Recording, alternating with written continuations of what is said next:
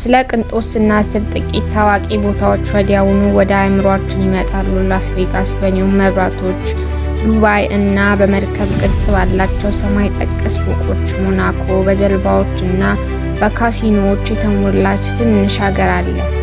ነገር ግን በበረሃ ውስጥ የተደበቀች ትንሽ ከተማ አለች። በዓለም ላይ ካሉት ሀብታም ሀገሮች አናት ላይ ደርሳለች። ያች ሀገር ኳታር ናት። አየር ማቀዝቀዣ ያላቸው ስታዲየሞች፣ አርቲፊሻል ደሴቶች በየቦታው፣ የቅንጦት መኪኖች እና በዓለም ላይ ካሉት ከፍተኛ ደረጃ ያላቸው አየር መንገዶች አንዷ የሆነች ምድር። ነገር ግን ጥያቄው ወንዞች፣ ደኖች ወይም ታሪካዊ መሰረተ ልማቶች የሌሉበት ባዶ በረሃ ከሀብት ጋር ተመሳሳይ የሆነ የወደፊት ከተማ እንዴት ሆነ?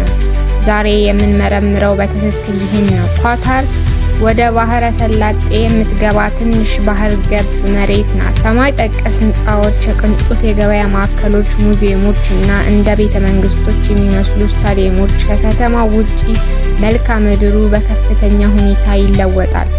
አገሪቱ በአብዛኛው ጠፍጣፋ በረሃ ናት። በአሸዋና በድንጋይ የተሸፈነች ቋሚ ወንዞች ወይም የተፈጥሮ ሐይቆች የሏትም።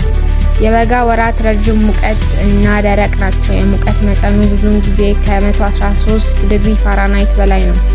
ዝናብ ብርቅ ነው እና ክረምት ከማይቋረጠው ፀሐይ ለአጭር ጊዜ እረፍት ብቻ ይሰጣል። ኳታር ከሀብትና ከዘመናዊነት ጋር ተመሳሳይ ከመሆኑ በፊት እዚህ ያለው ህይወት ቀላል እና አስቸጋሪ ነበር። ኢኮኖሚው በአሳ ማጥመድና በእንቁ ጠልቆ በመጥለቅ ላይ ያተኮረ ነበር። ኳታር በዓለም ላይ ካሉ እጅግ ውድ የተፈጥሮ እንቁዎች መካከል እንደ አንዳንዶቹ ታዋቂ ነበረች። ዶሃ ዛሬ የምናውቀው የተጨናነቀ ዋና ከተማ አልነበረም። የባህር ዳርቻ መንደሮች ስብስብ ነበረች። ኳታር ከ3 ሚሊዮን በላይ ትንሽ ህዝብ አላት። ነገር ግን አብዛኞቹ ወደ 85% የሚሆኑት የውጭ ዜጎች ናቸው።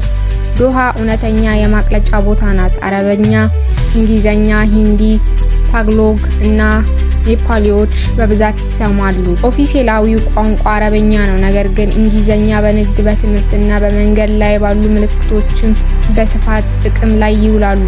እስልምና በተለይም የሱኒ እስልምና የዕለት ተዕለት ህይወትን ይቀርጻል። መስጊዶች እና የጸሎት ጊዜያት የቀኑ ምት ይነካሉ። ሆኖም ኳታር ከአንዳንድ ጎረቤቶች ጋር ሲነጻጸር በአንጻራዊነት ተለዋዋጭ ሆና ትቀጥላለች።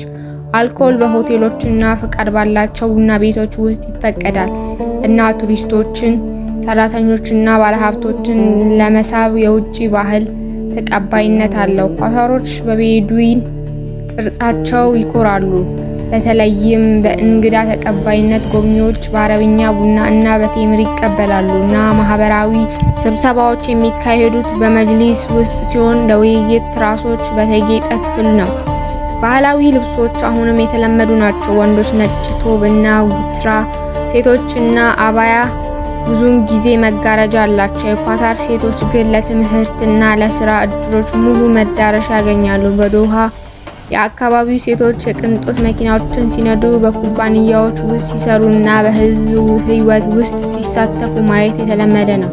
ባህልና ዘመናዊነት አብረው ሲኖሩ የኳታርን ልዩ ማንነት ፈጥረዋል። ወግ አጥባቂ ሆኖም በሚሊዮን የሚቆጠሩ የውጭ ዜጎች ለመቀበል የሚያስችል ነው። ብዙም ሳይቆይ የነዳጅ ገቢ ዶሃን ከትንሽ መንደር ወደ ዘመናዊ ከተማ ቀይሯታል። መንገዶች፣ ትምህርት ቤቶች እና ሆስፒታሎች። እውነተኛው ሀብት አሁንም ከበረሃው በታች ተደብቆ ነበር። በዓለም ላይ ትልቁ የተፈጥሮ ጋዝ ክምችት የሆነውን ኖርዝ ፊልድን ከኢራን ጋር ይጋራል።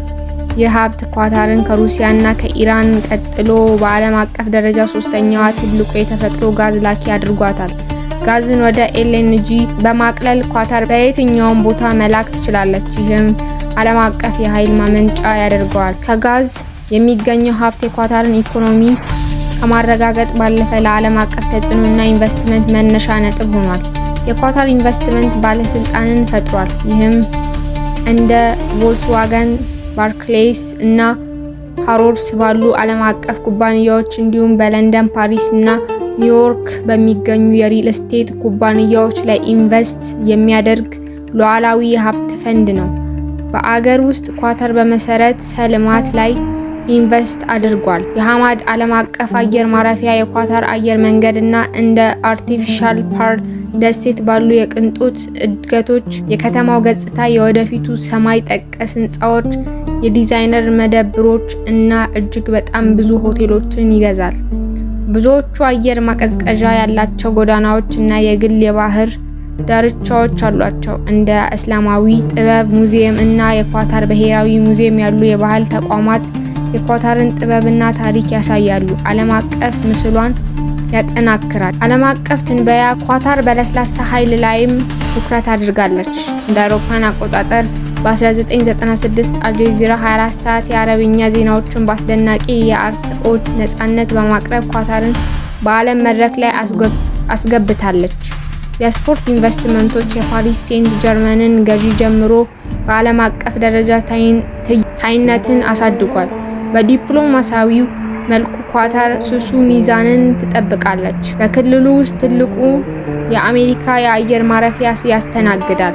እንደ ኢራን እና ታሊባን ካሉ አገሮች ጋር ውይይት ክፍት ያደረገች የ2022ቱን የፊፋ የዓለም ዋንጫ ማስተናገድ የውጭ ሰራተኞች አያያዝ በተመለከተ ትችት ቢኖርም ዓለም አቀፍ ማግኘቱን የበለጠ አጠናክሯል። በአገር ውስጥ እና በውጭ ሀገር ሀብት የኳታር ሉዓላዊ የሀብት ፈንድ ከቴክኖሎጂ ኩባንያዎች እስከ የቅንጦት ሪል ስቴት ድረስ በዓለም ዙሪያ ከ450 ቢሊዮን ዶላር በላይ ኢንቨስትመንቶችን ያስተዳድራል።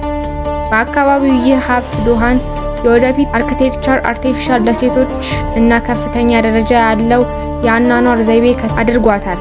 የቅንጦት መኪኖች በሁሉም ቦታ ይገኛሉ እና ሆቴሎች እጅግ በጣም ውድ የሆኑ ልምዶችን ለማቅረብ ይወዳደራሉ።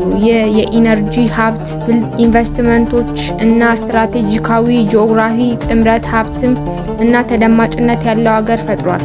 ኳታር 2030 ኳታር ነዳጅና ጋዝ ለዘላለም እንደማይቆዩ ታውቃለች። ብሔራዊ ራዕይ 2030 ኢኮኖሚውን በትምህርት፣ በቱሪዝም እና በፈጠራ በማብዛት ላይ ያተኩራል። ታዋቂ ዩኒቨርሲቲዎች በዶሃ ካምፓሶችን ከፍተዋል። እንደ የትምህርት ከተማ እና የባህል ፕሮጀክቶች ያሉ ተነሳሽነቶች ዘላቂ የሆነ የወደፊት ህይወትን ለማረጋገጥ ያለሙ ናቸው። ባህልን፣ ብልጽግናን እና ከፍታነትን ማመጣጠን ቁልፍ ይሆናል። እስካሁን ድረስ ኳታር ራሷን ከእንቁ ድህነት፣ የጋዝ የበላይነት እና ዓለም አቀፍ ተጽዕኖ ድረስ እንደገና የመፍጠር አስደናቂ ችሎታ አሳይታለች። ሀገሪቱ የቅሪተ አካል ነዳጆቿ ካለቁ በኋላ ለረጅም ጊዜ ለሀብትና ለምኞት መለኪያ ሆና ልትቀጥል ትችላለች። ስለ ኳታር ምን ያስባሉ? የዚህ ታሪክ የትኛው ክፍል በጣም ያስገርሙታል? ከታች አስተያየቶን ይስጡን። ይህ ቪዲዮ ከተመቻችሁ ሰብስክራይብ ያድርጉ።